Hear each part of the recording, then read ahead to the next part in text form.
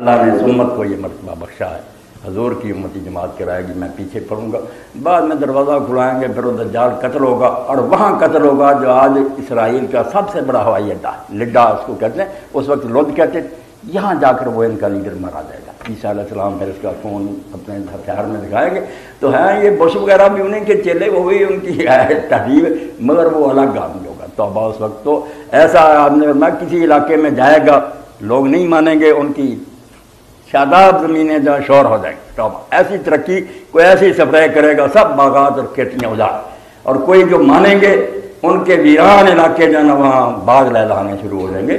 سائنسی ترقی عروج پر ہوگی اور کوئی بات نہیں ہوگی، مگر ہوگا امتحان کا وقت، لوگ حیران ہوں گے کہ اب اور خدائی کیا باقی رہے گی۔ تو دجال الگ ہے، بالکل الگ ہے۔ آپ سے پہلے ابھی آپ سے پہنچا ہے ہماری کر رہے ہیں وہ، اور میں آپ سے ایک کرنا چاہتا ہوں کہ سورہ شورا میں قرآن کو بھی میزان کہا گیا، اور ایک میزان جو ہے وہ قیامت کے دن نصب کی جائے گی، جس کے اوپر نیک اور بد اعمال کا اللہ تعالیٰ حساب لیں گے۔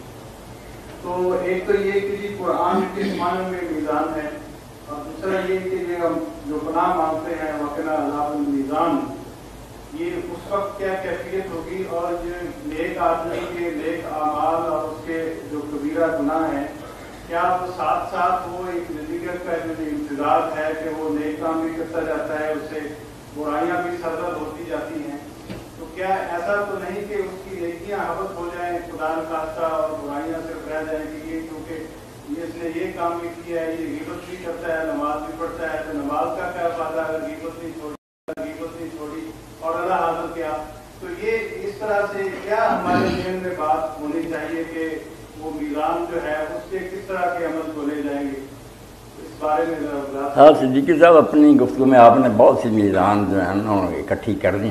ایک تو میزان یہی ہے جس سے ہم ترازو سے تولتے ہیں، اللہ تعالیٰ کہتے ہیں اوفوا الکیل والمیزان، پورا تولا کرو، یہ تو ظاہری بیلنس ہے، ترازو ہے۔ ایک کہ قیامت کے دن ہی میزان ہوگی، اس کا بھی اللہ تعالیٰ فرماتے ہیں وَنَضَعُ الْمَوَازِينَ بِالْقِسْطِ، اس دن انصاف کے لیے ہم ترازو رکھ دیں گے۔ اور یہ آسمانی کتابیں جو اللہ تعالیٰ نے اتاری ہیں، قرآن اور دوسری، ان کو بھی اللہ نے میزان کا، سورہ حدید میں کہتا کہ انبیاء کے ساتھ ہم نے کتاب اتاری، میزان اتاری، اور عدل اور انصاف کے لیے لوہا بھی اتارا۔ تو میزان جو ہے نا اللہ تعالیٰ کی کتاب میں، جیسے صدیقی صاحب نے پوچھا کہ ظاہری ترازو سے بھی ہم رتی ماشے کا فرق معلوم کرتے ہیں کہ یہ اتنا وزن ہے اس کا، یہ کم ہے یا زیادہ، تو اللہ کی کتاب میں بھی بالکل اس لیے اسٹینڈرڈ ہے، معیار ہیں، بالکل ایسا کرائٹیرین ہے کہ اس میں رائے کا پتہ چل جاتا کہ یہ رائے راست سے ہٹی ہوئی بات ہے، یہ صحیح ہے، اس پر ہم نے چلنا نہیں۔ حق و باطل کو جانچنے کے لیے وہ بیلنس آف دی ٹروتھ ہے۔ اگر سچائی کی میزان آپ چاہتے ہیں کہ حق کس طرح پتہ چلے، کتنا ہے، کم ہے یا زیادہ، تو اس کے لیے اللہ کی کتابیں، وہی کے علاوہ کوئی چارہ نہیں۔ انسانی عقل جو ہے نا افراد و تفرید کا شکار ہے، کبھی کہہ دیتے ہیں قومی ملکیت ہونی چاہیے، کبھی کہتے ہیں انفرادی ملکیت، دھکے کھاتے پھرتے ہیں۔ اور جو اقبال نے اپنے خطبات میں کہا کہ یہ اکانومی آف ٹائم نہیں کرتے، کہ ہزاروں سال دھکے کھانے کے بعد جو سمجھو کہ نہیں صحیح بات تھی، تو وہی پہلے کہتی کہ ایسا کرو۔ یہ سوشلزم کیسے زور سے اٹھا کہ ساری خرابی کی جڑ انفرادی ملکیت ہے، لوگوں سے سب کچھ چھین لو، اسٹیٹ کے قبضہ میں، تو کیا بنا؟ وہ روس جو برآمد کرتا تھا گندم، خود منگوانے پر مجبور ہو، مزدور کام کرنے سے ہٹ کر، جب ملنا ہی نہیں، صرف روٹی ملی ہمیں، کیا جو سپاہی مقرر کے وہ بھی کرپٹ، خیر فطری بات۔ اور اگر کھلی چھٹی دے دی جائے سرمایہ داری کو کہ ذاتی ملکیت پر کوئی چیک نہیں، پھر بھی بربادی ہو جاتی۔ دین صرف جیسے اقبال کہتے ہیں اکانومی آف ٹائم، اتنا کرتا ہے کہ جو تم نے دھکے کھا کر سامنے نا تجربات سے، وہ پہلے بتا دو۔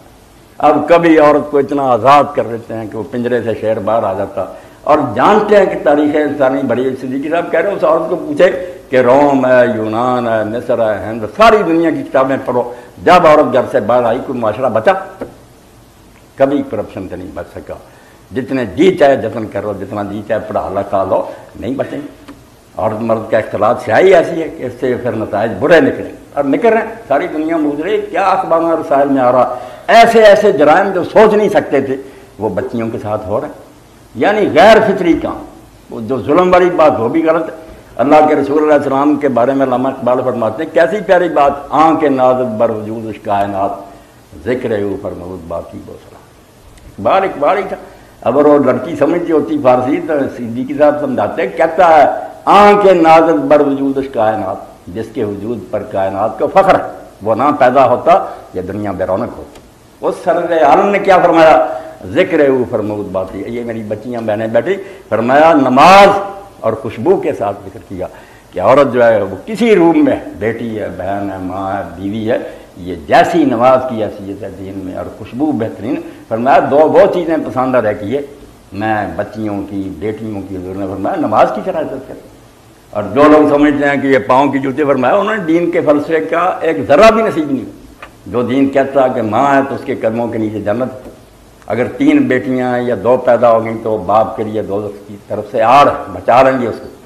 بیوی ہے فرمایا سب سے بہتر وہ ہیں جن کا سلوک اپنی بیوی سے بہتر ہو۔ جدھر ہم دیکھتے ہیں اللہ کے رسول کی تعلیم، مگر یہ جو ہے نا کہ ان کو ملا دیا جائے، یہ ایسے ہے جیسے آپ آگ اور موم کو اکٹھا کر دیں، پھر خرابیوں کو روک نہیں سکتے۔ اختلاط ہے مرد و